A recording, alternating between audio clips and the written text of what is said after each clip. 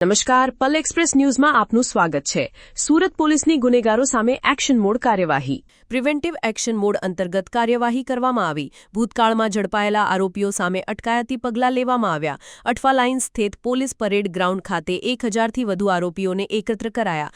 Zone 1થી 7ની હદમાં આવતા તમામ police સ્ટેશનોમાં ભૂતકાળમાં ઝડપાયેલા આરોપીઓ સામે પગલાં ભરવામાં આવ્યા, જેમાં મોટાભાગના ધારિયા, તલવાર અને ચપ્પુ જેવા હથિયાર લઈ ફરતા આરોપીઓ સામે કાર્યવાહી કરવામાં આવી।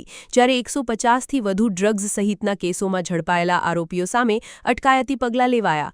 તમામ આરોપીઓના નામ, રહેઠાણ અને કામધંધાના સ્થળ સહિતની વિગતો એકત્રિત કરવાની કાર્યવાહી હાથ ધરવામાં આવી। છેલ્લા 1 થી 1.5 મહિનાથી સુરત શહેર પોલીસ દ્વારા ગેરકાયદેસર હથિયાર, એનડીપીએસ અને આર્મ્સ એક્ટના લગતા જૂના ગુનાઓમાં આરોપી થયેલા હોય એવા અને સાથે જે ચેકિંગ દરમિયાન પકડી પાડવામાં આવ્યા હોય એવા તમામ આરોપીઓ વિરુદ્ધમાં એક ખાસ ઝુંબેશ હાથ ધરવામાં આવી હતી અમારા માનનીય સીપી સાહેબની સૂચનાથી, જેમાં સિટીના તમામ અધિકારીઓ, સેક્ટર અધિકારીઓ, ડીસીપીશ્રીઓ, પીઆઈઓ, એસીપીઓ, આખી તમામ ફોર્સ જે છે વિસ્તારમાં જઈ અને ચેકિંગ હાથ ધરવામાં આવ્યું અને એ ચેકિંગના અનુસંધાને લગભગ અમે જે જીપી એક્ટ 135ના કેસીસ કર્યા છે એમાં 1700 જેવા કેસીસ કરવામાં આવ્યા।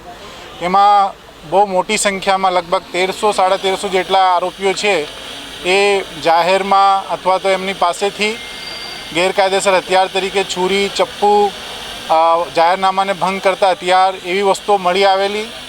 એના અનુસંધાને એમને વિરુદ્ધમાં કેસ પણ કરવામાં આવ્યા છે અને સાથે તડીપાર ઇસમોને ચેક કર્યા છે, હિસ્ટ્રી શીટર્સને ચેક કરવામાં આવ્યા છે, એમસીઆર્સને ચેક કરવામાં આવ્યા છે। વાહન ચેકિંગ દરમિયાન પણ અમુક લોકો જે પીધેલા પકડાયા હોય એમને પણ પકડીને કેસ કરવામાં આવ્યા છે એમવી એક્ટ હેઠળ।